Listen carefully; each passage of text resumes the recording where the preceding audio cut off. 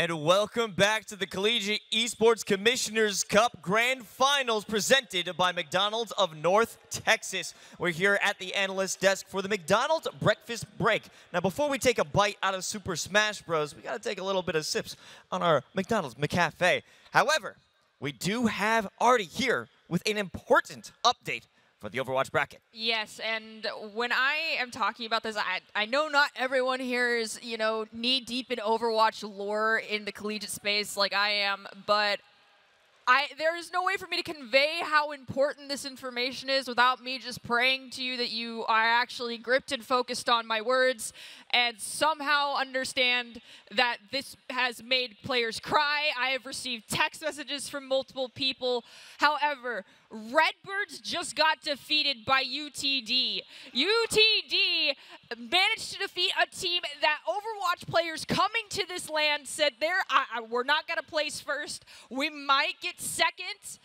But, I mean, Redbirds are here. They're getting first place. I'll be satisfied if I get on stage. No, Redbirds just got defeated by UTD. Abdallah, I hope you enjoy your moment. I'm excited to see you on stage for analysts. Redbirds, our reigning defending champions, just got defeated by a team that is a group of friends, a beautiful bunch of people, not to mention a group that is mainly made up of tank players who are filling the roles that they can. They popped off. Heck yeah, UTD. I'm sad that wasn't caught on broadcast, but you better do it all again later, Abdallah, because this is your swan song, my friend. Best of luck with the rest of the day. Wow, did we have the moment of hype right now? I feel so energized from that, Artie. Thank you so much, and that is such a great look forward to our Overwatch Grand Finals later on today. Woo! Woo! Oh my God, I'm fired up. But right now, we have some Super Smash Bros. Ultimate action to get into. It is actually a very interesting story, similar to Overwatch. Some players that we did not expect to come out on top versus a team that we certainly did expect. First of all, it's Fisher College versus Michigan State. And Fisher is known to be an absolute powerhouse in every single title they compete in. But who are they bringing to the table in this crew battle roster, Miles? Well, Fisher College, they're the undisputed GOATs of the college scene right now, and it's not hard to see why once you take a look at this roster. Heading it up is Sonics, who is here today, is getting ready, but every single player on this roster is a world-class talent. Tony Pajamas, Jerry, G-Extreme, MD, Nexus, all killers, and importantly, Sonics, Jerry, and Nexus will be two-time CECC champions if they take this match. Yeah, that roster took it down in Atlanta last year. Seriously a threatening group. But we also have another team, a group of upstarts, a little bit unknown. Michigan, we usually think of them having the Twins, but they're not in attendance. Artie, who is playing in the server today? So we are going to actually be having a group of freshmen coming in that came into this land kind of not so much seeking to win, but seeking to have experience. And I think that is more important than anything else. But it just so happened that when they sought to come here, have fun, at their first ever major tournament, they've been kicking butt and taking names. And this is actually going to be a rematch because they took down Northwoods, one of our powerhouses that we have here. But they're going up again against Fisher, and, at the end of the day, they're not going to be upset if it doesn't turn out in their favor because they're just looking to, learn about everything they possibly can. But could this be the opportunity for them to take down kind of our behemoth here?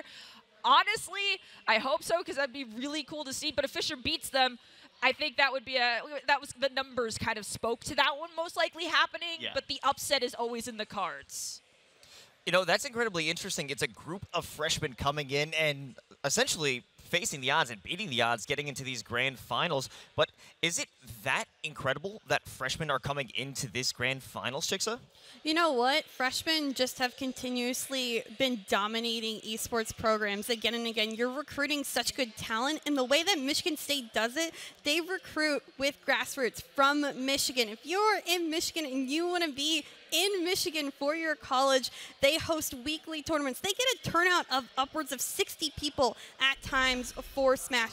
That is just incredible for a tournament. Their program just continues to foster that sort of state talent, and the Twins, of course, being phenomenal role models overall. Yeah, and we can take a look at this bracket now. Fisher West, as you can see, through the upper side of the bracket, undefeated, 2-0, 2-0, 2-0. And this is expected. They have bled this year. They've dropped crew battles here or there, but they have not been beaten. Meanwhile, Michigan State, as you can see in the upper finals, did go down. But then, take a look down there, 2-1 over Northwood to get back here. And frankly, absurd upset right there. Michigan State had, well, Northwood had so much momentum. They were running through everyone. Houston in particular had proven to be a major threat, one of the highest performing Texas teams here at this tournament. But at the end of the day, it will be our number 1 and number 2 seeds playing, but not at all in the way we expected. Absolutely not. And I also love the fact that Michigan State took down Fisher East. Now they're trying to take down West. Both coasts in their crosshairs. I'm just incredibly excited to see what this young talent can bring to the table, and it is such a juxtaposition, really.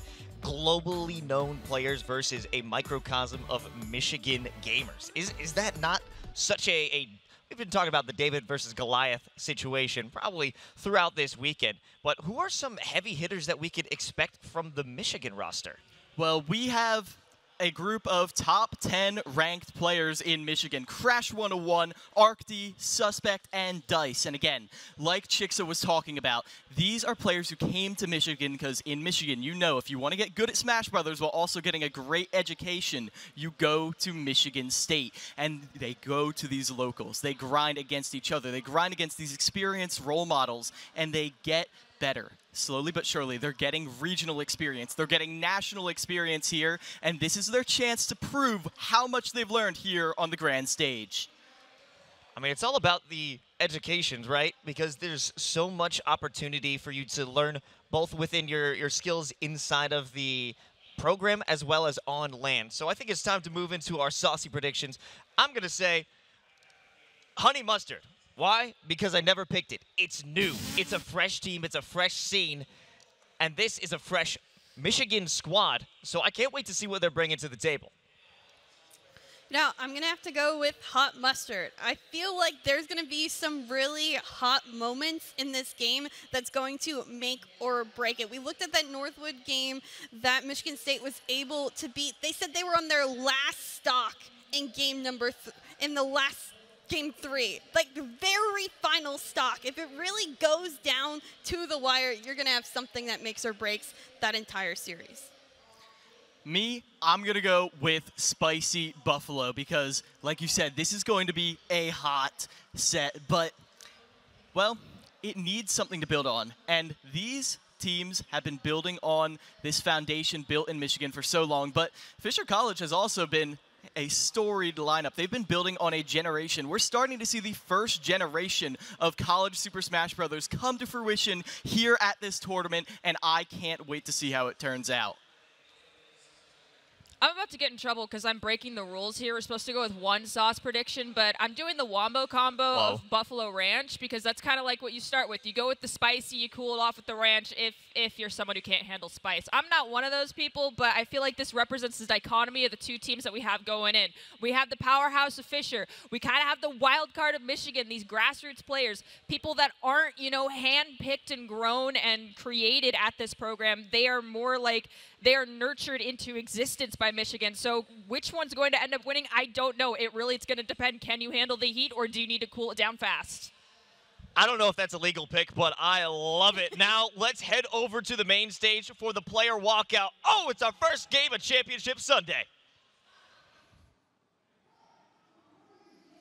And now, ladies and gentlemen, for your grand finals in Super Smash Bros. Ultimate, let's bring out your starting lineups.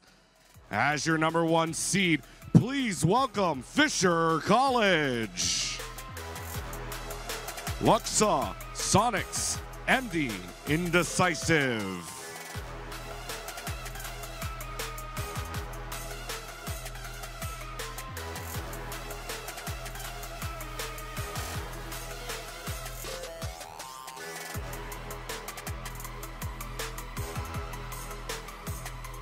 And their opponents, the 2 seed Michigan State University. Art D, Dice, Suspect, Crash 101.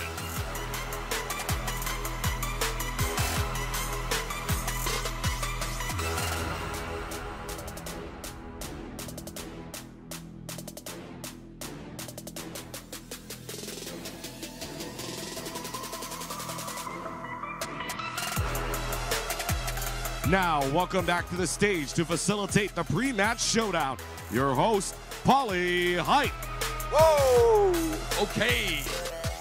Here we go. Let's go. Come on, that's not good enough. Let's make some noise. We're at the finals. It's Sunday. Woo! All right. We are here. If you filled out your May Madness CECC bracket, the 1 and the 2 seed, at least in Smash Brothers, made it all the way. So you're good so far. Fisher, send over your representative. Please send over your representative, Michigan State. 1 and 2, okay. So we're about to have the grand finals in Super Smash Brothers Ultimate. You're very tall. Okay, so one last word here from Michigan State before you get into this champion match. We're excited to play you again. It was a good time last time, and we're bringing our A game, so we hope you're bringing yours. All right, A game needed. Michigan State. Fisher here, 2 seed, underdog for this one, but still second best in the country. One thing to say to Fisher. You know it's good. We're going to try our hardest. Try their hardest. All right, make your final, commence the match here with a nice handshake. Head over to your stations, and let's go. It's grand final time. Super Smash Brothers Ultimate. Let's see who is the best in the nation. All right, gang, welcome back to CECC May Madness presented by McDonald's North Texas. Here we are on our final day. It's the Sunday Smash Brothers Grand Finals. I am, of course, Sai, being joined by the amazing, the talented, the much shorter than me, Dara. Dara, how are you feeling right now? Well, actually, I was feeling pretty great up until a couple of seconds ago, and then you've decided to, let the world know. Okay, listen, he's standing on a step stool, okay? Oh, yes. Hello, everybody. Welcome back to the CECC. I'm really excited to bring to you guys some more Super Smash Brothers action alongside Sai. We have an incredible grand finals match coming up on ahead of us. A couple days in the making, many, months leading up until this moment. And we have one of the schools that has just sort of reigned supreme across all of the different collegiate leagues. It's going to be Fisher West. This is always the school to beat. This is the school that is consistently winning not just a lot of stuff, but everything.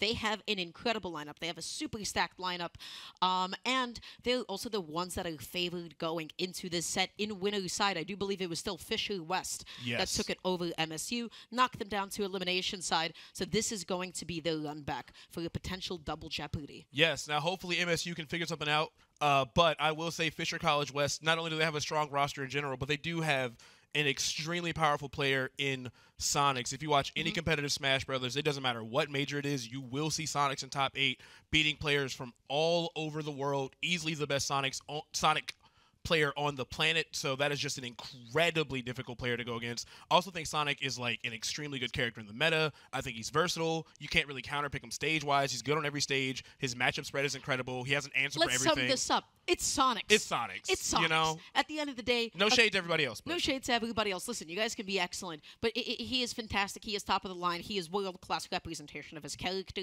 and, not to put a lot of pressure onto MSU, but guys, come on. You have a pretty tough match ahead of you, but then you also don't want to sleep on the rest of the Fisher roster as well. Oh, let's go Ultimate Chicken Horse. Hold on.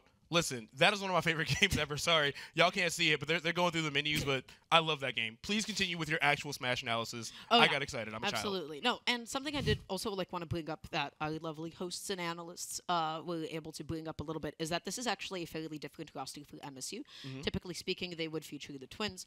This is an all-freshman roster, if I am not mistaken. So these aren't necessarily players I'm the most familiar with through the CECC, but I do believe in Michigan, all, if not most, are PR players. Yeah, Michigan's just been a strong state when it comes to Smash just in general. And I just want to give a shout out to them just because, to have an all-freshman roster make it all the way up to grand finals against Fisher College is just amazing in itself. It's already a fantastic feat.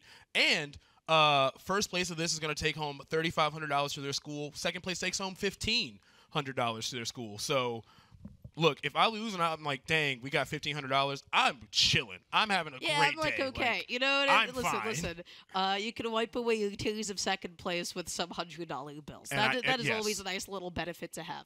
But yeah, I do want to talk about the Fishery West lineup a little bit more. I do believe that they're going to have. Wait, is the match already happening? Okay. We got.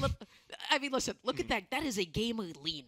That is somebody who doesn't look like they're button checking, but we were told that this is a button check for all intents and purposes. Oh, this is the game. Okay, so the game is happening. The person doing what we thought was a button check was leaned forward so hard, we were like, this has to be the match. But here we are. Okay, so we have a Snake player. By the way, Shogun is one of my favorite players in all of Smash history. The tag that's being repped here. I love playing Snake. I've been a fan of this player since all the way back in the Brawl days, so that's incredible inspo to have. So far, in this match, it looks like Snake is already up an entire stock against Palutena. Palutena versus Snake is a tricky matchup. I think Battlefield is an incredibly good stage for her, but it looks like Shogun's stage positioning has just been really good. Honestly, he's just got to watch out for the neutral B and the side B for blowing up the grenades in his hand, but so far that is yet to happen. Shogun is literally doing tricks that I've seen Shogun, the actual Snake from Japan, do. He'll always cook 2 grenades, throw a Nikita just to throw you off your balance and mess up the timing when he's going to throw it. Right now, his control looks incredible. Yeah, listen, I know that we just got into the swing of the game, but man, I gotta say, Indecisive is playing so beautifully right now. Already 3 stocks to 1, patrolling the ground a little tiny bit. You know what I smell? I smell an up tilt. I see a Palutena above Snake. That is the first thing that is going to be coming to mind. Setting up with all of these grenades, creating all of this impenetrable space. Indecisive, not letting Arcty approach, but that whiff dash grab was a little bit tragic. My goodness. Back roll. Oh, sorry, my bad. That was internal. Anyway, game 1. That's it. It's done. I didn't mean to call that. I got his own for a second. So game 1 is going to go to the Fisher West College very quickly. I think that stage is very good for Palutena, and what Indecisive did to put bleeding on that, there was always a C4 on one of the platforms. She's very scary when she's lingering around with the platforms. Just good neutral air controls a lot of space. If she's competent with her warp cancels, that can make it really tricky to handle her movement. But because he was consistently on the other side of the stage and only having to deal with her projectiles, never having to get juggled, never having to land against her, it honestly just went downhill very quickly. She took a lot of stray damage from projectiles, no real combos got started, and honestly, he didn't even drop a stock, so Fisher West is off to an incredible start. Yeah, I feel like that does sum up a lot of Fisher West gameplay. They're oftentimes up to an incredible start. So I love the choice actually to go in with Falco here. If I'm not mistaken, this should be Dice 101. You can let's go Dice Spice. Let's go Dice Spice. You thought I was feeling you? Okay.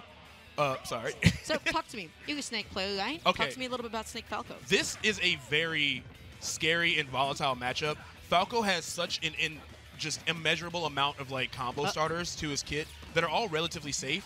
So Snake has to zone very carefully. Of course, Falco has a reflector. It's not the scariest reflector, but it is worth keeping on the table. But Falco can really, really bully Snake in disadvantage really badly. Now, something I'm noticing right off the bat, this is the funny little thing that somebody like Weefit, somebody like Snake can do. The fact that they have a crawl, the fact that they can basically pancake onto the ground, you basically take that poke away from Falco. The one where he's just able to just shoot a laser across the screen and just say, hey, you know what? I don't have to approach. I don't have to commit. I can get a bit of chip damage. Well, Indecisive is denying Dice of that kind of chip damage. This is a slow-paced match because you know that once Falco gets in there, once, Dice finds that one opening, the actual, punish game potential on somebody like Snake is huge. Yeah, I would be shocked if Snake gets out of anything taking less than 60 damage. Yeah, Here we go. Resetting on the platform. That dash back from Dice was excellent. That was really good positioning. What I like about Dice's play is that Falco can run at you, rush you down, and just really keep you under pressure. But he knows that's what Snake wants. He wants you to run in recklessly. So he's playing very carefully. He's got the lead, and he's hanging out on the platforms because he knows that Snake doesn't have a consistent, good way to put himself in position to punish that. So he's just got to keep throwing grenades. Dice is just perfectly positioning themselves in just a little bit past mid-range, right? Just using a lot of walks so that you're not committing to dashes. You commit to dashes against Snake. The DI check. You have to DI in on up throw. Super, super important. But Dice is just showing off the potential of walking so well. If you dash into Snake a lot, you're going to be dashing into grenades and dash attack. So walk and shield, yes. Cancel the walk animation into shield. Another thing to note, because Michigan is down 3 stocks, I love how very calculated Dice is playing. Because sure, you can run in and get some trades, but you have a big deficit to make up. But playing exactly the way he's playing, he's already doing it. Woo! Indecisive at 81% on his second stock. Dice still at only 50. Dice making sure that he knows where the C4 is on that top platform. And if he just plays this slow, methodical game, he's gonna be able to clean up because it only takes one mistake for Falco to really get a lead against this character. Yeah, I feel like you could say that about anybody but uses Falco, such as the life like fighting Falco. You're like, wow, I did everything correctly, and then wait a second, I just got hit by up tilt. A little bit unfortunate. Also, that was a little bit clever. Even if that was not an intentional F smash, the grenade from Indecisive ended up saving them anyways. Popped them up to the platform, trying to use the reflect to get rid of the Nikita. Tries to go through the up tilt into the back hill, leans in a little bit too much onto the right side. Indecisive was able to air dodge down. Now that was not a drag down for Lita. Dice slightly mistiming the fast fall of it, but that is a-okay. Looking for the back hill to clean up this stock and just, you know what, saying, hey, I'm going to go back to center stage. I'm going to wait for you to whiff something in my face. I'm just going to keep on putting on damage until I find that opening. Dice is not forcing the situation. Yes. Dice is playing patiently. This is a level of patience man has yet to see. There's 97 minutes on the clock, and Dice will use all of them if need be. He knows that Shogun only has very linear approaches like that dash attack. That's the opening. That's it. Beautiful stuff. Just waiting. That dash attack didn't cross up. It was a little bit too far back. Not able to get the drag down yet again, but it does not matter. Dice has stage control. But this is the Falco zone. You can't really get a combo at this point. You need like a back hill. You just need a clean hit. Indecisive really needed that up tilt. It's been 4 minutes off the clock, and he finally took the first stock. Up tilt has that one last little bit of lingering frame that people tend to fall into, and that's exactly what happened to Dice. But other than that, Dice is still playing extremely careful. That was just like a weird matchup check thing. Yeah, Dice is not forcing this at all, and slightly outside of the range of side B into back hill, perhaps an up hill might have been able to connect, but Dice is just making sure that they're not getting hit. Just waiting really patiently. But this time around, Indecisive, able to get that dash attack successfully, uses the double jump. Nice. The down air, not safe enough on shield for Snake's down air. It is fairly quick, but it just does not have a lot of horizontal distance thanks to his air speed or lack thereof. Yeah, it's definitely, it's a very strange move because, like, it's a 3-frame aerial, so you do that out of shield is really quick, but it's just very inconsistent. The hits don't always connect very well. You have to drag it around. It's a little weird. Ooh, this is now getting a little bit difficult for Dice. Oh, but clean. the reflected Nikita, Indecisive. You cannot ledge trap. You cannot edge guard Falco the same way as you would the rest of the cast. That is one of the best reflectors in the game because of just how generous it is. It is absolutely imperative for the Michigan State team that Dice takes this without losing the second stock, just to kind of put a damper on the bleeding a little bit. Right now, it's still 10-8 for Fisher West, but Dice is at 82%, and honestly, Snake is very strong, and 1 or 2 grenades later, we could be in up tilt kill range. Something I really want to emphasize is just how gentle Dice's play is right now. Not rushing, not committing, just waiting at the mid-range, just waiting, and just using a lot of positional pressure to try and bait something out of Indecisive. This is fairly sophisticated gameplay. This is very a little good bit less aggressive than if I were to compare them to somebody like Tilde, but finally finding that opening, and look at this reward. And this is where it gets dicey, no pun intended. So, like, even in that situation where the combo didn't finish, the Snake had to air dodge, his options are so limited at a disadvantage. All Dice has to do is just be below him and just wait, and he just gets any punish you want. He literally can get whatever he wants. Oh, yeah. And going for the F throw instead. Interesting choice. That's going to be the up tilt. The drag down again, but the grenade actually going to be saving Snake. It is frame 1. So good at getting you out of multi-hit combos, but that's another forward that you have to be careful. As soon as Cypher starts, he dies. There's nothing Snake can do in this matchup. It's really rough. As soon as Cypher starts, that was so clean. Yeah. That was just methodical. That was surgical. Dice knew that exact situation. Dice was prepared for it.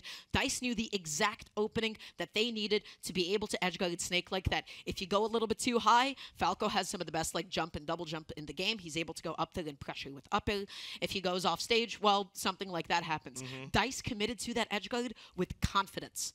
One of the biggest weaknesses about Snake's recovery is that as soon as you start that Cypher, there's about 40+ frames where he is completely not able to do a single action. And a character like Falco, with the jump height that he has and all the movement that he has, literally just has to get in your face and wait. So you didn't see him go over aggressive. You didn't see him like try to like force a back air or anything. He went all the way down to the bottom blast zone until there was no option other than just ciphering back up to the top. Immediately gets a down air for the stock. Yeah, that was really smart. I really enjoyed a lot of Dice's gameplay. That was fairly sophisticated. This might be like one of the first times that I am actually seeing Dice play. But something that I'm always looking for in a Falco, you know, it's not about the combos, it's not about the resets, but it is how do you actually get in, what are your openings, and how do you approach neutral, even if this is like such an, you know, aggressively advantageous matchup. Falco like into Snake like that, they just played it so well. But now, oh, man. Here it is. Here's the big bad from Fisher College West. None other than Sonics.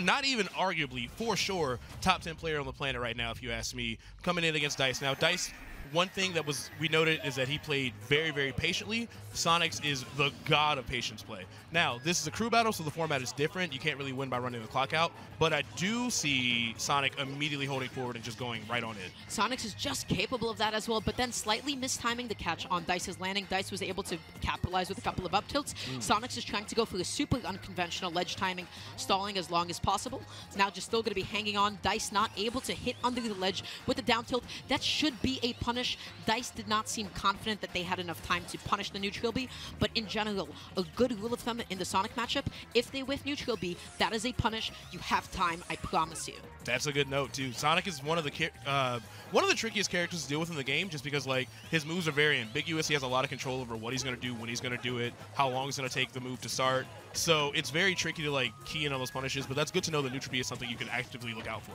Oh yeah, absolutely. Okay, that was a really good landing from Dice, just like exploiting just the safety of down air on shield, the amount of shield stun that it actually has, waiting a little bit on ledge, and that coverage from Sonics to catch the jump to the platform. I mean, he is so seasoned in his positioning. He already knows the options that he wants to cover. Oh, that this is didn't bad. snap, but Okay. what an angle. Yeah, My God. incredible angle from Dice. That easily could have gone sideways, but that patience coming to bite him, hanging on the ledge too long, losing that invincibility, and we see Sonic's cleaning it up with a down tilt to a forward air. Any higher percent, that could have been disastrous. What a catch on the landing. That's not going to be a Nice. follow-up, but that up tilt into the back heel is going to connect. This is a potential stock. Dice commits all the way out there, and Sonic tries to go for it, but alas, that hitbox on Falco's up B, that thing is generous. If you ever looked at a visualization of it, you're like, ugh. Yeah, that's big. it's like strong, too. Oh, yeah. Like, Fox and Falco, I've seen them both get, like, full shield break setups off just the strength of B alone. But all that aside, Sonics is going to take that first stock with that back air. Is at 88%, so of course he's going to have to play the runaway game. He's got to make sure he preserves his stock just to keep the lead. Now we're in this position where Dice kind of has to chase Sonic down a little bit. What a disadvantage option, just like mashing double jump out of there. Sonics didn't want to go for like the 50-50 of like, hey, are you going to lead an air dodge or not? Just mashed it and ended up getting a footstool anyways, which is honestly pretty tight.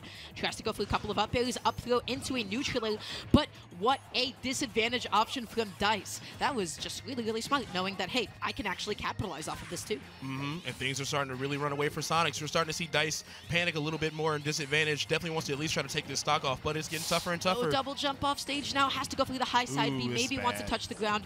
Goes for it again. Touches the ground. Double jump is on deck, but Sonics is still able to scout it out. Wants that two flame. Not going to be able to find it. Dice lives another day. The question is, can you take one stock, one up tilt back hill, one miss DI on the up throw? But Sonics is not giving it up at all. I think at this point, Dice almost has to just stay completely grounded and just try to punish one of these spin dashes, because these air-to-air exchanges have been going all in Sonic's favor. Like we just saw, Sonic's taking that stock all the way from center stage with the back air and continues a lead for Fisher West, but definitely well played by Dice. But Dice yeah, wanted to back of the gun. I think I saw the startup animation of Falco's back air, and then Sonics simply came out first, pressed it a little bit sooner. yeah, really close stuff there. But those air-to-air exchanges, Sonic, I feel like when we talk about like scary aerials, we don't really consider Sonic in the conversation, but his frame data on all those aerials are like still really, really good. The amount of utility that he gets from everything is actually absurd. The, like combo potential from especially like falling neutrally or even rising neutrally and then landing on a platform from it. I mean, honestly incredible. The activity of forward air, especially in its use off stage, the strength of back air, and both hits of up air. Hey, you didn't get up air too? It doesn't matter. Falling up air one, Sonics is so good at comboing off of those. Definitely just like showcases like all of the versatility of Sonic's tools. Yeah, every single one of those is a huge problem. But now it looks like with the lead we have from Sonics, this is where things are going to get dicey for Michigan, because as I was saying, Sonic is not an easy character to counterpick with character or stage. I, off the top of my head, could not give you like a super hard counterpick scenario where Sonic is like really, really in danger. Yeah. Like, I'm not saying there isn't one, but it's just not one that I can think of. So this is going to make it even tougher for Michigan, trying to figure out what they can do. And Dice put in a valiant effort, but was not able to take one of those stocks. So they still have 3 Sonic stocks to take, We're not trying to make this bleak. That's what I'm really trying to get to at the end of the day. We're not trying to actively make this bleak. This is just a really, really difficult, uphill both ways hill to climb. So both Sonics, and if I'm not mistaken, actually, I don't know who they sent in quite yet. Oh, they sent in Suspect. All right, so Suspect is in. Now, we saw that really intricate edge guard earlier on Falco, who's got like solid recovery. Aegis has a much worse recovery. It's honestly like their only real weakness, and Sonics is going to be hunting so quickly. Look, there's no jump. forced to side B. Oh, no, he saved his jump. Okay. Yeah, very good awareness from Suspect, because the beauty of Sonic's, or just Sonic in general as a character, he can commit that far off stage because you can still recover with something like neutral B to hone into the opponent, and then also, of course, up B back onto the stage. So Sonic's definitely uses up his resources for an edge guard because he knows just how much mileage he can get off of it.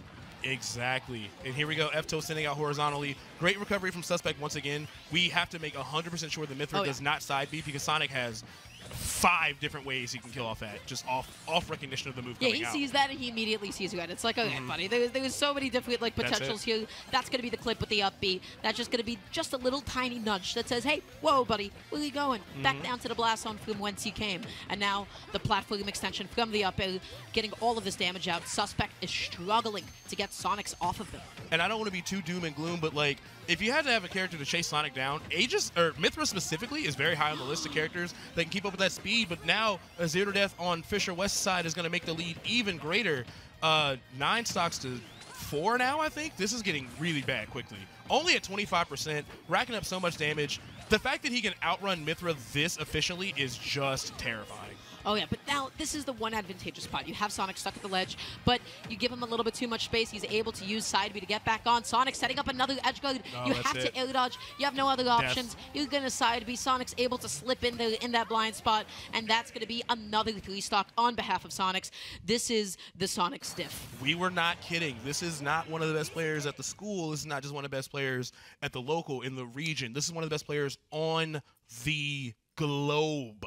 And that play is exactly what we've been afraid of this entire time for the Michigan State team. Again, freshman team, you know, make it all the way to Grands.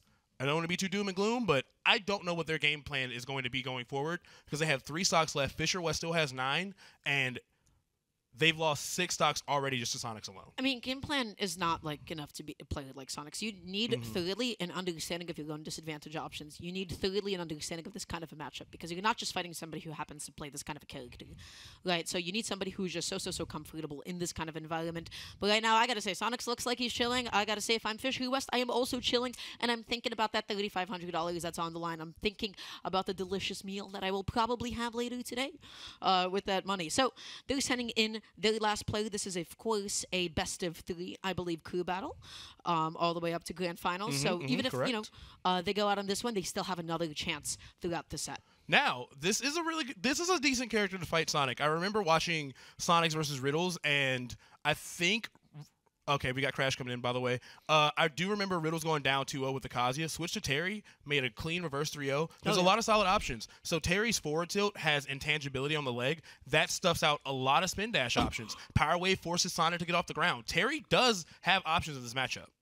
Yeah, has options in the matchup.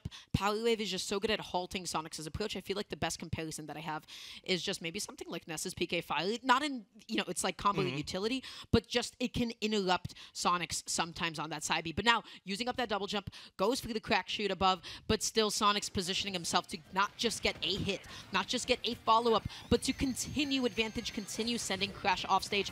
Crash is struggling to get in there, only getting a couple of stray hits, but none of those big combos that Terry needs to make up this damage. Yes, this is one of those things where, like, if Terry is scrapping with you and you're trading with jabs and trading with down tilts, that's when you see those big strings come out. Now, we do have Go on tech here, so Sonics has to be careful of Buster Wolf, but gets through it with the side B. That is very discouraging if you're Crash right now, but not enough to not try it again. But that's definitely, like, you need those huge plays to kind of, like, even up the damage here. Power Guys is a huge option, too. What an optimal punish on that parry, by the way. Mind you, dash back, still able to get a dash attack in.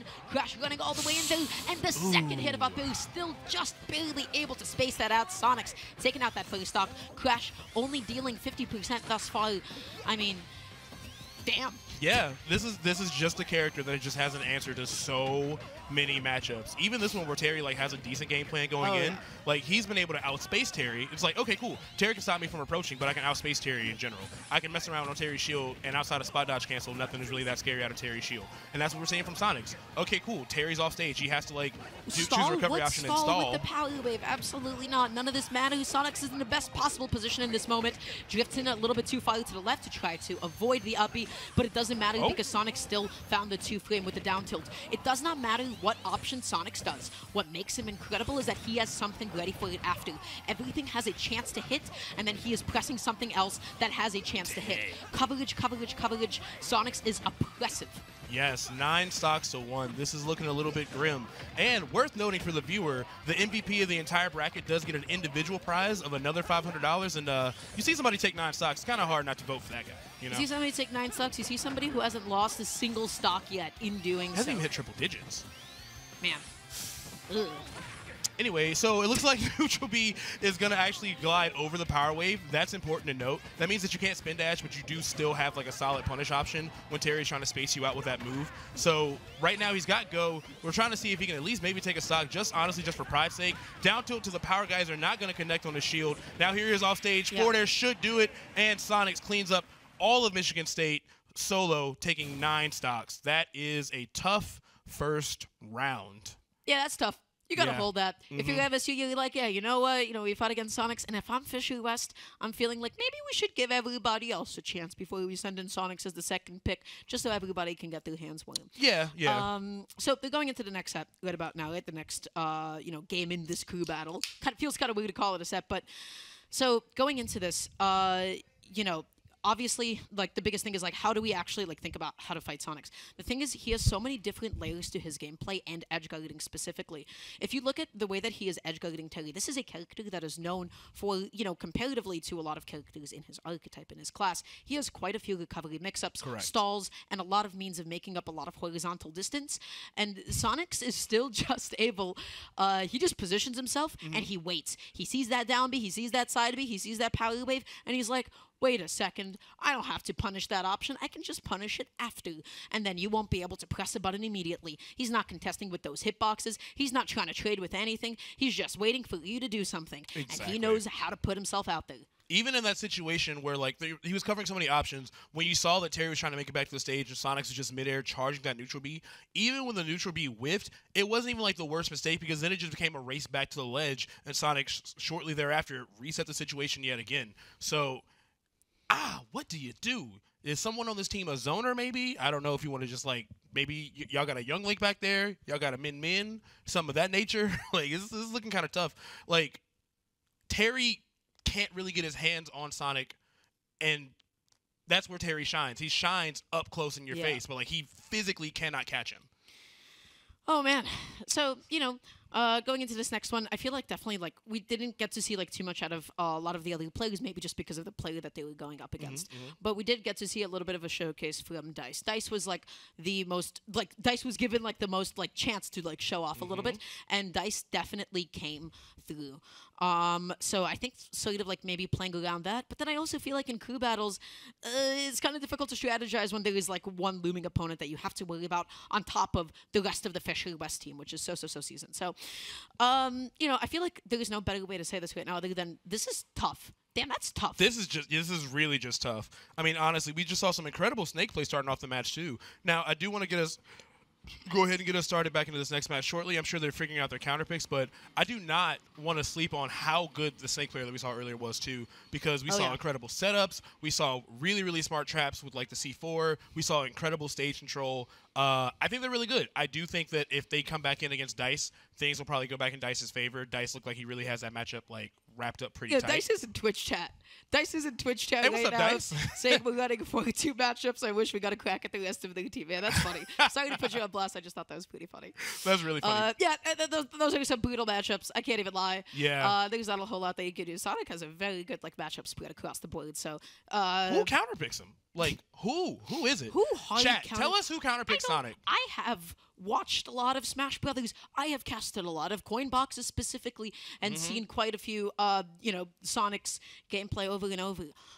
Throughout my entirety of time watching Ultimate, I cannot name a single character off the top of my head that I'm like, yeah, this is a good counter pick into the Sonic matchup. Yeah, I can think of, like, some solid, like, even matchups. Like, let's say Diddy Sonic might be, like, okay. It's like fine. Moving. Things are fine, but it's never like, you pick so and so against Sonic, it's over. So I don't want to keep harping on that though. Maybe Steve's okay. Okay, probably Steve. True. True.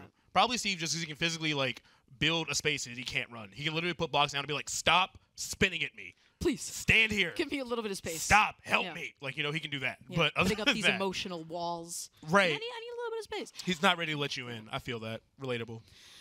Oy. Anyway, so I'm very curious to see who they're going to start with for the next match. I feel like starting with Dice is not a bad option. Yeah. I think, but honestly, when they started with Palutena is another great crew battle character too. Maybe that's not really a wrong choice. I mean, Palu, Falco, Terry, they're all pretty solid, but maybe start with Dice this time because I do think that if Dice is going against anyone that is not Sonic, I could see them getting a really early lead and at least like starting to like stop the bleeding on that team. But other than that, I'm not 100% sure. Now, we did miss a little bit of the Palutena and Snake gameplay earlier, so I don't get to have any like deep analysis on like how the Palutena was like dealing with the matchup. I only got to see, most of it, but not all of it. How do you feel about Palutena Sonic? That also seems kind of tough. Yeah. Yeah. I feel like so I don't know. This is like sort of a weird way to think about it, but I think of Palutena oftentimes as just like a kind of a gun and jump character. Well, a lot of what she is looking for is to just kind of get up in your face, maybe space something on your shield, wait for you to whiff, and then she's going to gun and jump at you with a neutral to be able to get something started. That is a little bit difficult to do in front of like Sonic's face, simply because of the sheer burst range that he has. Sonic, for lack of better words, goes fast. In a platform fighter, if you go fast, that means you cover more distance in a shorter period of time. You don't get to land as safely as often with Palutena. You have to do a lot of empty movement. But then, of course, once you do win neutral, once you do get in the, of course, neutral air trains, get Sonic off stage. Explosive Flame is so good at dealing with also like Sonic high recovery mix-ups. But then you can't get caught whiffing any specials against Sonic. Yeah. Especially neutral B and side B. Sonic can slip in there. Yeah. I feel like ledge guarding might be okay for Palutena just because like down tilt is such a good 2-frame option against most characters. That might actually work against Sonic. But other than that, it feels like it's just he's just such an adaptable character that it's just tough to really counterpick him with anybody. But we do have our next match coming in here soon.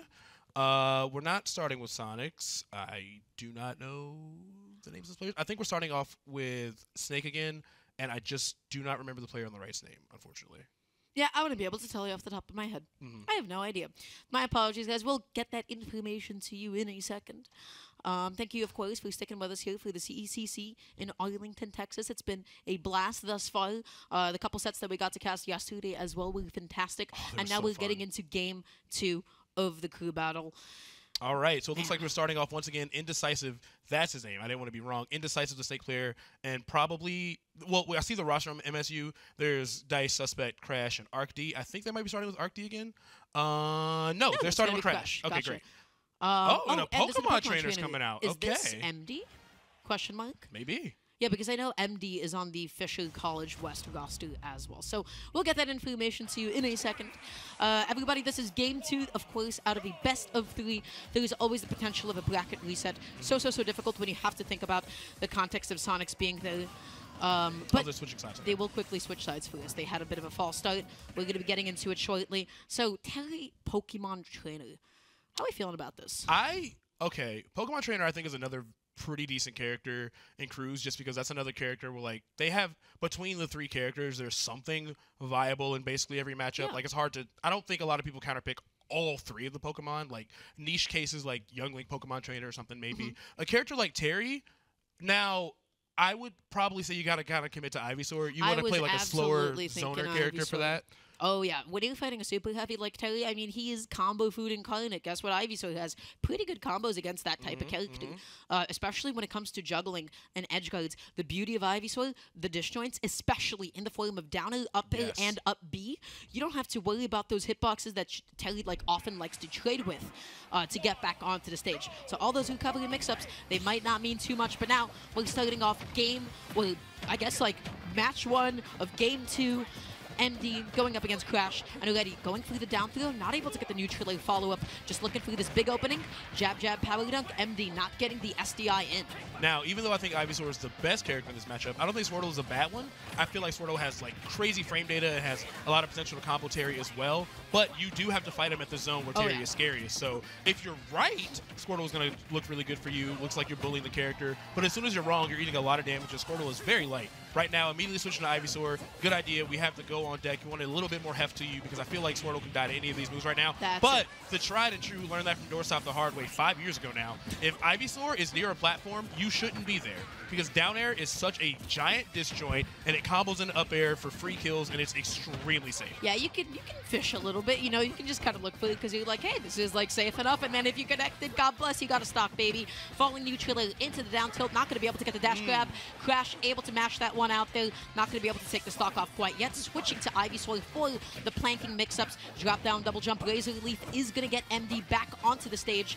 And now just looking for that timing. Look at that timing mix-up. I got hit by that. Yeah, and what I like about that is, like, had he chosen an out-of-shield option, Nair is active for so long, it was going to clip it no matter what. Even spot dodge cancel might have gotten clipped or traded in there. Not 100% sure. I do like the commitment from MD to stay as Ivysaur. Obviously, Charizard is heavier, but you're less likely to get hit if you're staying in the mid-range and just trading these Razor Leafs. And that up B just barely not killing, but here's a huge opportunity for MD. A little late on the punish, but once again, down there on the platform, setting up for a huge kill. And now Fisher is up 2 stocks, 9-7 already, and only at 132%.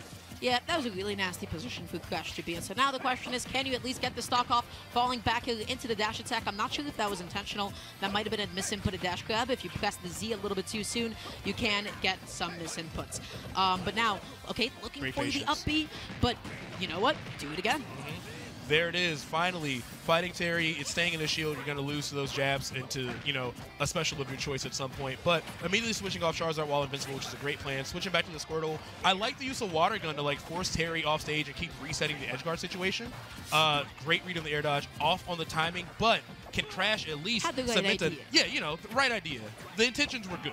But we need Crash to find one more combo, maybe take one more stock out of here because Michigan State already has a massive uphill battle in Sonics, and it already looks like MD is doing just about as good of a start. Oh, yeah, absolutely. Just really kind of fishing through this really big combo starting, but one little misspaced area. Nice. That's going to be the throw into the up B as well. A lot of damage. He was backing off a little bit, trying to catch that landing, but MD faded back with that back. He made it super safe. That neutral, no matter how many times it hits your shield, man, that has poked me every time, and I'm like, man, I hate getting shield poked. It feels bad. Right, and I know you and I have both, at this point, watched a lot of Quid's Ivysaur, and man, oh man, I think this character is criminally underrated. There it is, dare to up air once again. That down air controls the entire horizontal space around that platform. You can't contest it. Even if you shield it, you're not getting like a huge punish because he can also just like auto cancel it on his way down. Up air, he can like shoot himself down. It's just very tricky to deal with that situation. Terry doesn't really have a lot of options against it. Maybe crack shoot is okay, but your jabs, your up tilts, your down tilts, maybe even your up B, depending on how long you charge it, they're all going to lose to that same move. So you just have to like not interact when you see Ivysaur in that position. Oh yeah, absolutely. I gotta say, I really loved MD's gameplay. Super like efficient combo game, especially with Ivysaur stock to the edge guarding. It was like kind of what I was thinking of in the beginning of that game, where it's like, hey, up B, you don't have to worry about down B, you don't have to worry about power dunk. You have a nice, beautiful little disjoint, and you can make it really difficult for Terry to get back onto the stage. So now we are going to be, of course, seeing the next player in. Ooh. We are starting Kazuya against specifically Charizard, but I think we're going to start Squirtle anyway. But we see Kazuya coming in against MD. Now, MD did lose his stock there. Oh, that makes sense. Switch to Charizard so that you can spawn a Squirtle for the crew battle. I see now. Okay. That is optimal. That is so optimal. That's character selection. That is the nichest thing to optimize. To think about, you know, I got to get my character correct for Pokemon Trainer and Crash. Excuse me, this isn't Crash. This is Suspect, right? Yes. I love that first electric when Godfist didn't work. You just saw MD just walking away on the platform like, I'm walking away from the violence. I don't want to be here. Squirtle was very light and getting sent backwards. That laser hitting the withdrawal. This is a rough spot to be in if you are MD. Barely makes it back, but now you're Charizard against Kazuya, and Kazuya is an absolute monster in this game. Oh yeah, now just going to be going through the ledge trap here, looking for that finisher. Not going to be able to find it. Goes into with the dash attack. Suspect stalling with the neutral B, waiting out that spike. Does not want to get cheese. Does not want to lose that. Ooh, there it is. Oh, that's brutal. That is the beast, baby. If you tech roll out, if you miss you tech, you are getting hit by side B. And is it fair? No, but it feels pretty bad to get hit by, and MD gets that stock. My favorite thing about Charizard is people that don't know just assume that he's bad. First of all, even if he was bad, you only need to beat him for a couple seconds. Secondly, there's so many niche tech traps that you don't even get to like experience unless you just played the matchup a ton. Like neutral air to side B, that covers everything. Honestly, MD could have gone for it again in that position. And right now, already taken 4 stops from the Michigan State team and finally going down to that rage drive, of course. But, yeah, MD's playing amazing. Yeah, MD's playing amazing, but I also gotta say, I do love the suspect Kazuya. Love the integration of the command grabs a little bit more than other Kazuyas I see on the way back down. But that's gonna be the up B. Kazuya is a big boy. He's gonna be alive a little bit longer. Now you're stuck at the ledge against Charizard. That back air whiffed. I do not know how. That up smash did not kill. Kazuya yet again is a big boy. Parries, and it does not matter. Charizard's up smash does not care who you are, what you are. It will kill you. Quietly one of the best up smashes in the game. It's only frame 7. The wings are intangible. The knockback is incredible. It's not even really bad on shield. So it's a very tricky thing to have to look out for. Oh man, and all of this low percent damage guaranteed on Kazuya. MD's combo game with Squirtle is just so consistent. Squirtle being a tiny little baby, able to crouch under that first electric, tries to go through the first tech into the tech chase, a little bit too slow on the next option. Nice. And okay. All right, hey. That's an option. Hey, you got a lot of moves. Yo, no tech on the up B. Definitely looked like MD wasn't ready for that, and Michigan State is able to take MD out of the bracket. Now we have 9 stocks to 7 with suspects Kazuya, and honestly, even with just 1 stock left, Kazuya can easily delete a stock on the way out. It's very easy for him to just get those confirmed started. You know, any falling aerial, electric wind god fist, a down throw. There's so many different ways that Kazuya can 0 to death you if you're not careful. So even if you have 3 stocks going into 1, it can very easily end up 2-1, maybe even 1-1. Who knows? We take those. Simply put, we kind of just take those. But you got to, kill off a stage spike. You know what? GG's on to the next player. Anything counts in a crew battle. Anything can go a super long way. So, really do like Suspects Kazuya.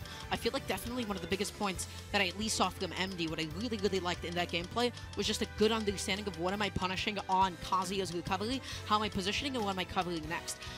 Really, the idea around edgeguarding Kazuya is, the first thing is, am I a character who can actually go out there really deep and not have to worry about up B? Okay, if that's not the case, then I'm going to be looking to just threaten enough with resources, scare them from doing an early recovery, and then maybe try to get a 2-frame on their up B.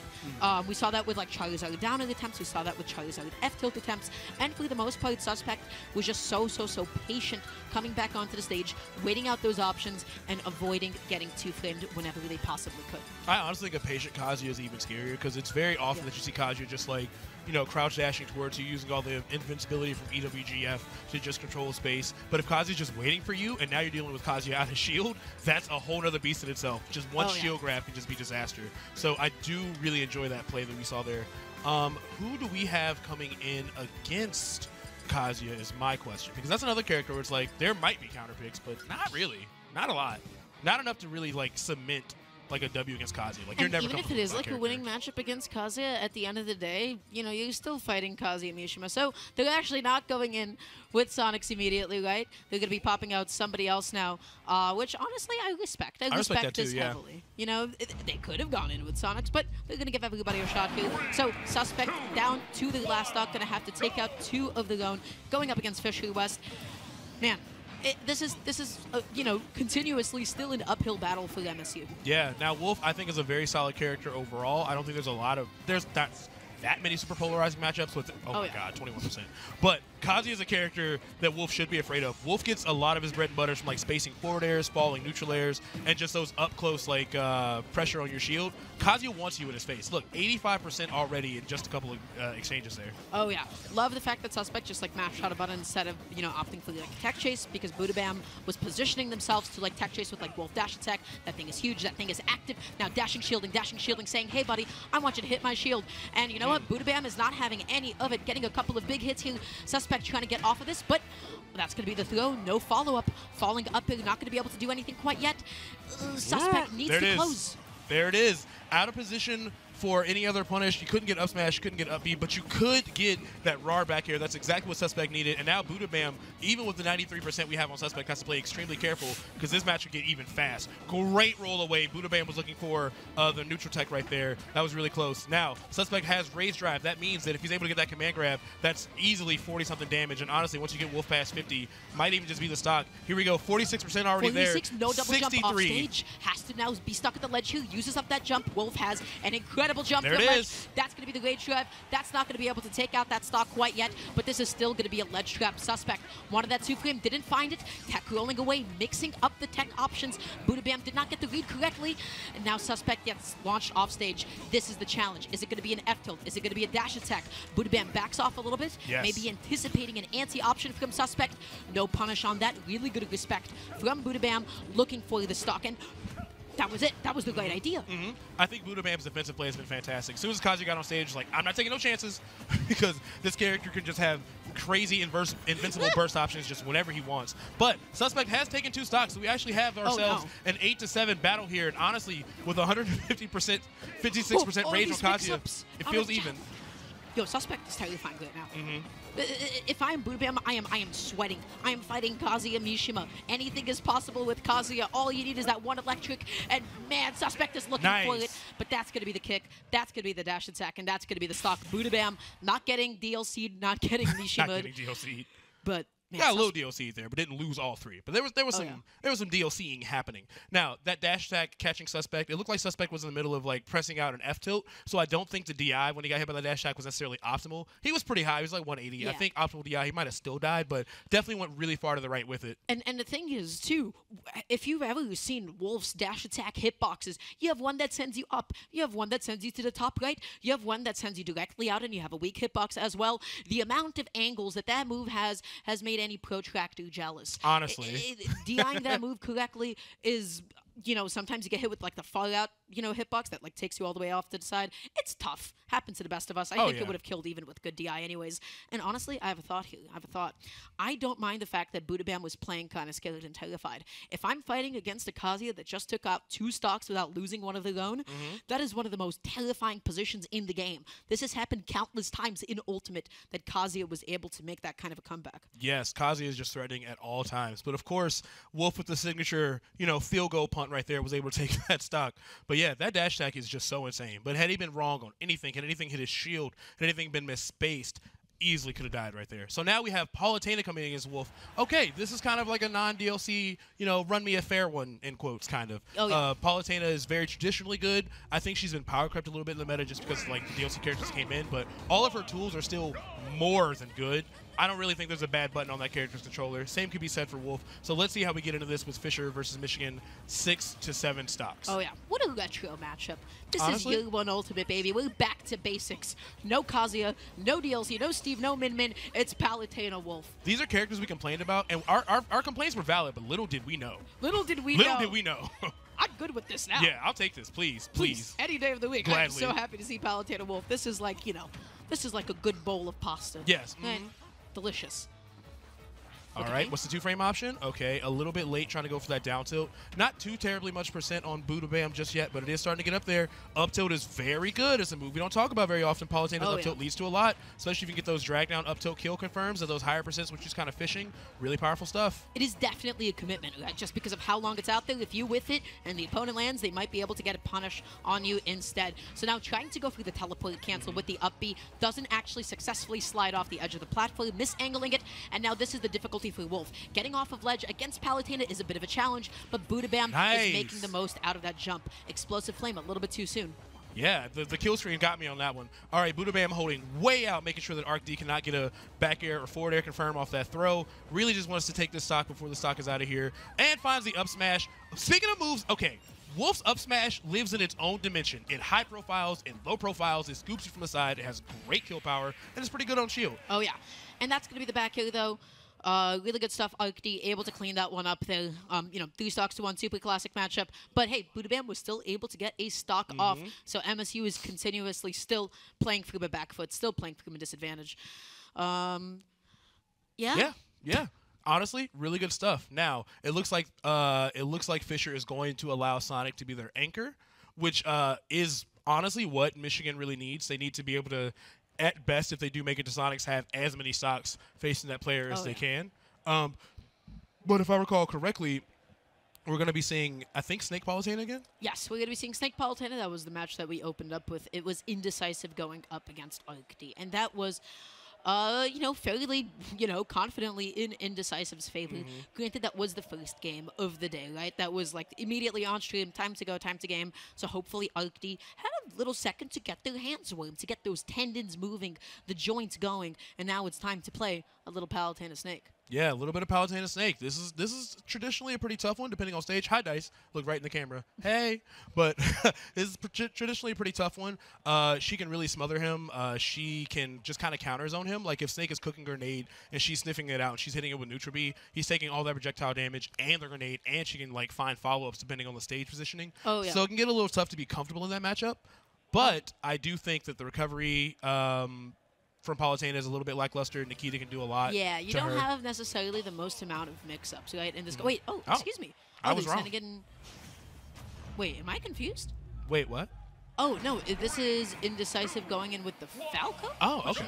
Oh, okay. Well, take all that away. All right, looks like Indecisive is going to be playing Falco this time. Oh no, they can switch up the roster in the middle of the set. Oh, okay. So now we have Nexus. Okay, so we have Nexus and Falco. Got it.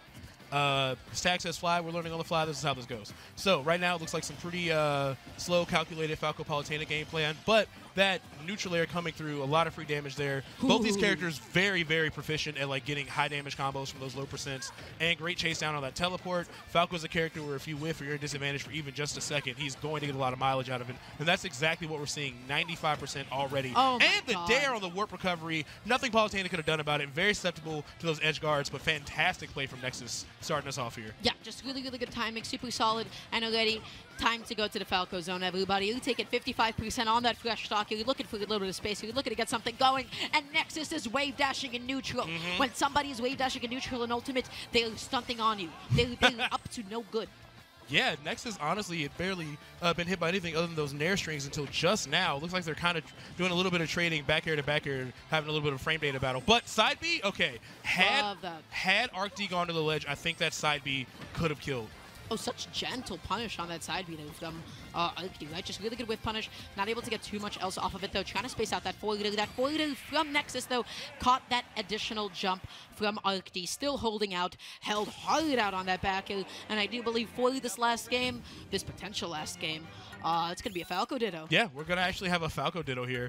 Everyone's kind of smiling. We all think it's really silly. Now, if Dice is able to win out on the Falco battle, his reward will be fighting Sonics. So who knows how this is going to go? I can't, of course, hard predict anything, but I will say that Fisher, the 1 seed of this bracket, is in a fantastic position to take this. And remember, first place gets to take home $3,500 to their school and their team. So a lot is on the line here. A lot's on the line here. Oh, yeah, absolutely. So, Falco Ditto. This is a little bit interesting. I don't think this is one that I get to see it too often. So both of them, of course, they know how to edgeguard each other. They know all of their respective tools. Where the player's style and like individualism will come out is how they're going to approach neutral. From the bit that we did get to see of Dice's gameplay, what we saw was really good patience, really good understanding of mid-range, and understanding of when to walk, when to dash in, when to approach. Dice just played super patient and really second beat, waiting for the opponent to do something. In this case, I don't feel like we got to see like too much of like a game plan yet from Nexus, simply because that last game was kind of a sweep. Now, I think because this is a Ditto, the number one thing that's going to separate who's going to win this match is who is going to be the first person to get a read on the other person's disadvantage options. Falco has incredible strings. They're not all true. Sometimes there's like gaps there that you can find. But if the first Falco to make the other one panic and disadvantage, that's who's going to take this round. Because if Falco gets a read on an air dodge or like a bad double jump, you are just going to be in the blender for a while. For sure, the percents are super, super even right now, and I love that patience from Dice, right? Just recognizing, hey, you know what, if a Falco lands a downer, they always want something else. Holding in on that, eats the late hit of the back hill, excuse me, and now trying to get that forward, doesn't find it, still finds a grab, though. They're all up in each other's faces. Really good anti-air, able to whiff punish that downer, but not able to catch that landing in time as Nexus successfully shields. And not able to find the back air, is able to force the air dodge, though, and continue the reset. Looks like Dice is trying to fight his way to the ground. It's literally just a race of who is going to confirm that up tilt into the kill first. They're both just fiending for it right now. They're fiending to just land, and they're like, oh wait, I want my up tilt. No, I want my up tilt. I'm going to cross you up, and I'm going to land before you and get my up tilt. I like the plan from Dice, backing off the ledge, trying to give like a false sense of security to Nexus, trying to find that back air from under the platform. But Nexus is going to take the first stock. Now we have 6 stocks to 2 for Michigan. Up tilt out of shield, not going to connect it. This is a huge combo opportunity for Nexus. And you have to do it for Dice Spice. Dice has to do this for the tag. This is so important. I would not want to lose with this tag in this ditto. You can't lose. Your Princess Diana. The hood needs you for the Spice Cabinet. Anyway, go off, Queen. So it looks like Dice is starting to fight his way back. We're seeing a lot of damage coming on Nexus. Percent relatively even here, and Dice is just waiting for those high side Bs, waiting for those air dodges. It's honestly a very cyclical game. This matchup is so funny. It's so this funny. This is hilarious. They're both just looking for these similar things. They're both looking to just like scout out like a landing, get the same kind of up tilt. You see that hard DI in so that you can avoid the potential like up throw into the up air. It does not matter. Nexus still able to get that landing. Dice now on the last stock, the potential last stock for the entirety of the CECC here. Lot riding on this one. Yeah, a lot riding on this for sure. And honestly, sometimes it comes down to just pixels. Even that kill confirmed that we saw Nexus land was just a race to see if he can get up tilt out faster. But speaking of up tilt, Dice finding that up tilt to back here, at least getting Nexus to his last stock, potentially could take this stock and get Fisher West to their final player, but Nexus is not going to make it easy. Nexus wants to be the one to take it home. Look at all this damage, 63%, waiting for Dice Spice to make a crazy decision disadvantage. Dice Spice finds the way to the middle, but Nexus is on the hunt. Ooh, yeah, Dice tried to like jump in front of Nexus's face, shielding that up tilt. Beautiful punish on that. That was optimal from Nexus. That's the up tilt. That's going to be the back hill, and that is going to be the stock, the set, and the tournament. That is going to be Fisher West coming out on top. Nexus taking it over Dice. That's it. That's all. That's all, folks. Fisher West was able to take the entire thing, not losing to anybody, fully sweeping the bracket, and, of course, taking home that $3,500 prize pool to their team. Of course, Michigan not going home empty-handed, going home with $1,500, which, honestly, I'd love to... You know, that's a good day for me. But great stuff to both players. I love that after everything was said and done, we got to end it on a Falco ditto, which is a pretty silly ditto. It's a pretty funny little ditto. It's a funny little ditto. The same things. They're getting the funny little combos. They're like, ooh, it's my up tilt. It's a fun matchup. It's a very fun matchup, but, you know, good stuff to both the teams. And, of course, if you like or enjoyed our commentary or have any criticisms whatsoever, feel free to follow us on Twitter. I am Cy at CyPBLK. I am very active on Twitter. A lot of memes, a lot of jokes. Go ahead and give me a follow. And Dara? Yeah, you can find me at Dogamgali on Twitter. Just my tag with an I and an A at the end of it if you so desire. So once again, congratulations to Fisher West, excuse me, who is both Fisher West and Fisher East in this competition. I do believe Fisher East might have placed third or a little bit lower than that. Anyways, Fisher is so good. Fisher has been dominating the college scene, both East to West, and everything that they would do, both in CECC. And it looks like we don't even need to like have them like rest their laurels on the top player. All right, but we're going to throw over to the award ceremony. So thank you so much for rocking with us. Let's go ahead and finish this out. Ladies and gentlemen, here to crown your champions, please welcome to the stage to present the Commissioner's Cup, Chief Executive Officer of CSMG, Mr. Michael Schreck, and Chief Marketing Officer of Smoothie King, Miss Marianne Radley.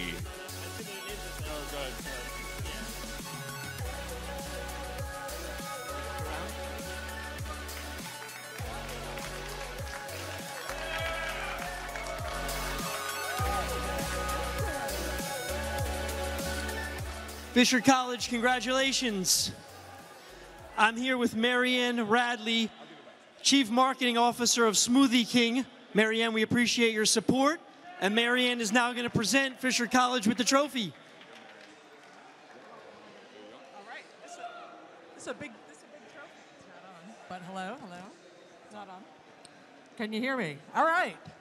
Hi, everyone. We are so excited to be part of this, and we're so excited for you guys. Unbelievable. I was standing here watching it. Congratulations, Fisher College, on your tremendous win. On behalf of Smoothie King and all of our franchisee partners, thank you guys. You guys fueled it. You won. We're so excited.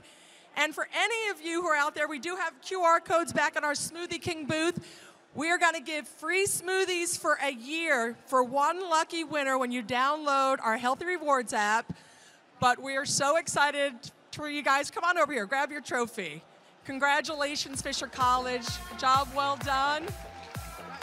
Congratulations. Come on up here.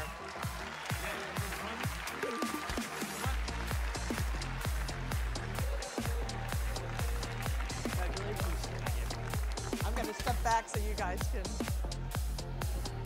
Here, here. We got room over here. You guys want to come over here? Come on over here.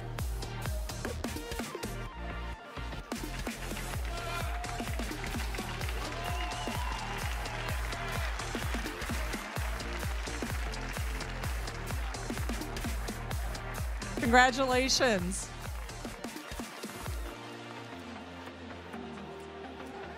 All right, let's have an interview with the winning team here. Who's coming up? All right, here we go. Welcome, congratulations, Fisher College. You've just won, once again, the Super Smash Bros. Ultimate Tournament here at the CECC. Tell us how you feel. Really proud of my team. I handled a lot of the send-ins yesterday, all the send-ins today. I knew we'd do it. I have so much faith. MD, Indecisive, Budabam, Ray, Vibes, like the whole team, Nexus. Really proud watching them play well, being able to cheer them on and encourage them. Even going into that game too, I knew they were going to send Crash. I just had a feeling, and MD wasn't feeling the greatest about Terry, but I had a feeling like he was the right pick. And just trusting my team, really proud of them, really proud of them. Well, you end this year on the top of the ladder here. Well done, Fisher. Tell everyone what you're going to do to prepare for next season or over the summer to enjoy yourself now. You know, we all kind of practice individually. Sometimes we work together. We got, events coming up. We got regionals, major events. We got our local scenes. So we're just going to keep grinding in our respective, our areas. There'll be some crossover.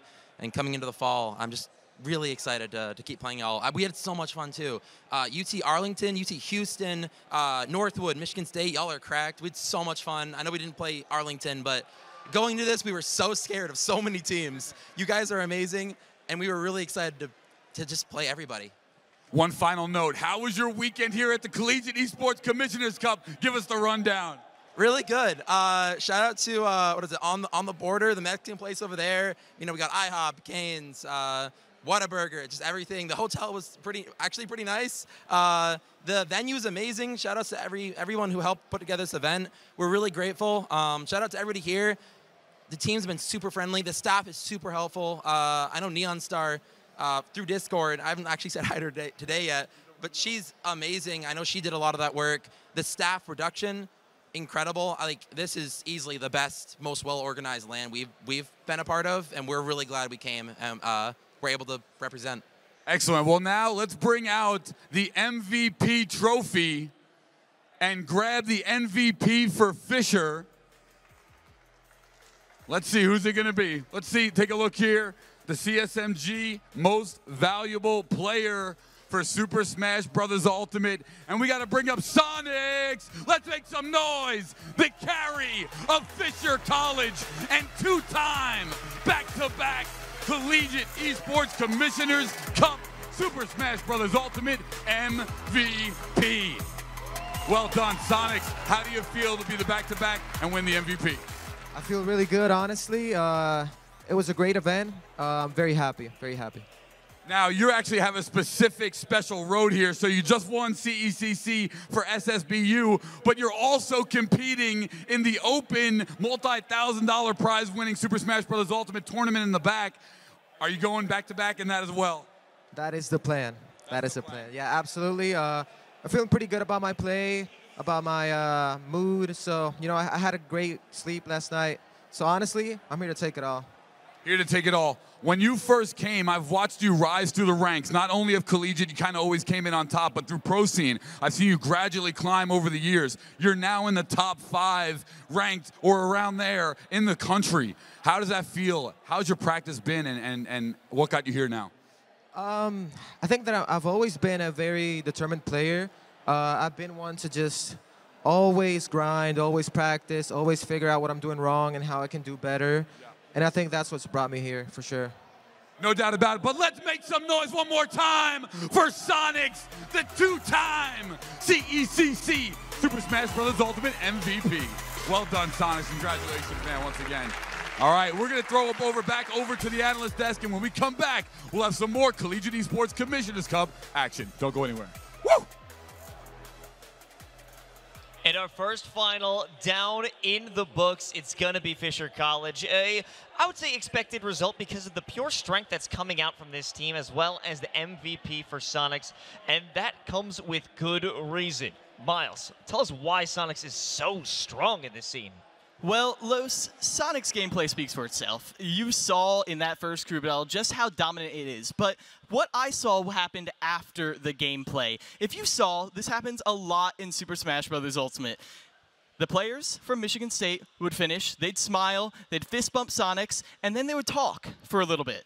They would just talk about what they could do better, what notes they could get, how they could improve, and Sonics would have those conversations, didn't just walk away. And, you know, that sounds a little bit insulting, but it's not. You really love to see this sense of community, building up these players. Sonics has been a mentor not just to the players of Fisher College, but to everyone that they play against. And that, this time, is why they're going to be our MVP. Honestly, such great community building when it comes to Smash Bros. But beyond the community, let's take a look at what we saw in the server itself.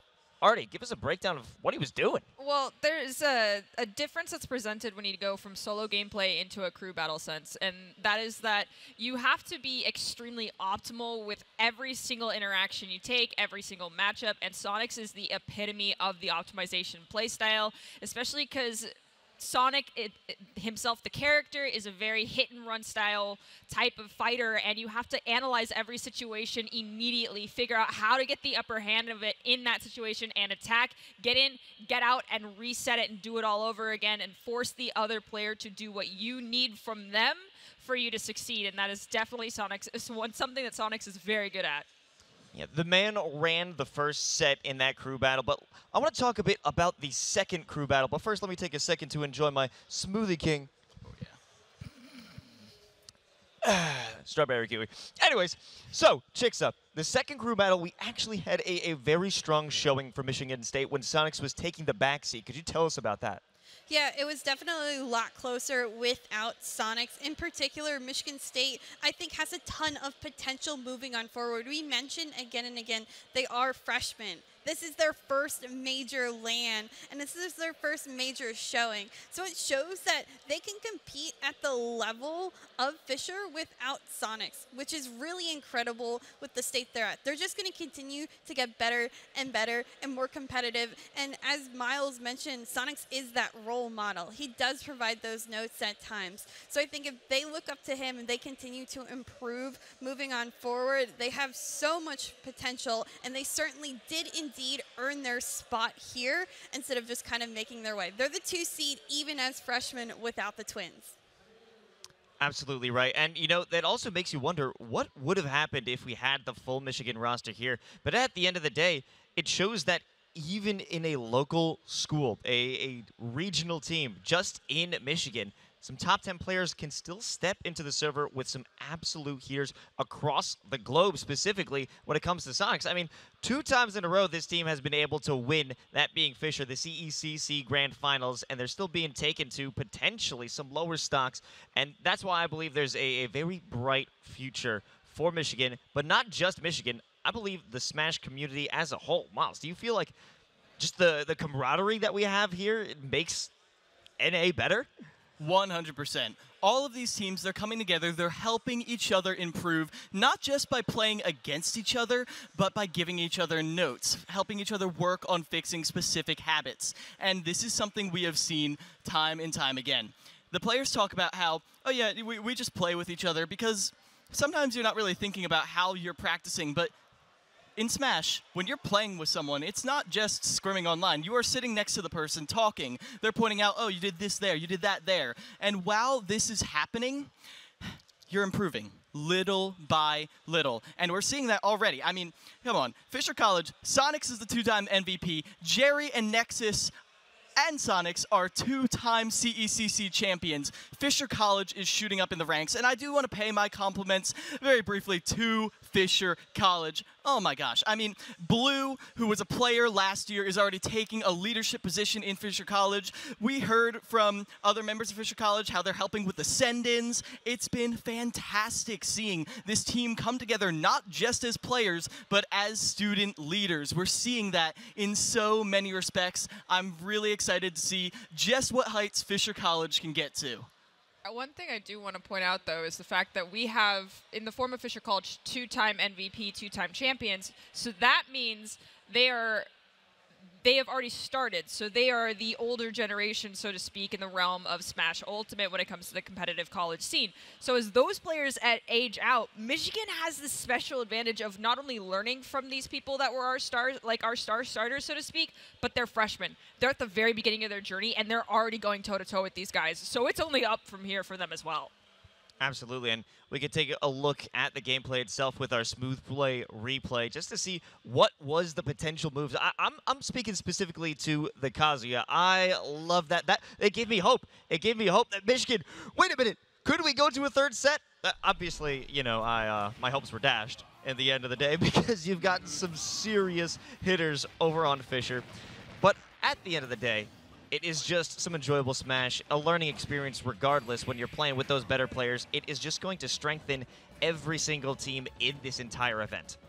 Yes, it is. I mean, just look at this. Suspect was going up against MD, a player renowned throughout the country being the best in their region, came up through the online era, and they have found a lot of purchase through this practice, and now here is Michigan State, these young rising freshmen competing with these players, putting Michigan, I wouldn't say on the map. Michigan's been on the map for a while, but even further on the map in another aspect, in the Smash scene. Everyone already knew Michigan State was a threat, but Fisher College showed that even though Michigan is pretty good, the East Coast still reigns supreme. Fisher College is still on top, because even though Sonics didn't play in that second career battle, as Chixa was saying, Michigan State kept it close. They kept it competitive, but even competitive, Fisher College was still able to handle their business. They were able to take down Michigan in style, going through the ditto, going through unfavorable matchups, going through counter picks. Time and time again, Fisher found this win in every sense of the word. A beautiful W for this team. Congratulations to Fisher College. Well done by Michigan State. But that's going to wrap it up for Super Smash Bros. We've got Rocket League Grand Finals coming at you in just a few. The Collegiate Esports Commissioners Cup presented by McDonald's of North Texas will return in just a bit.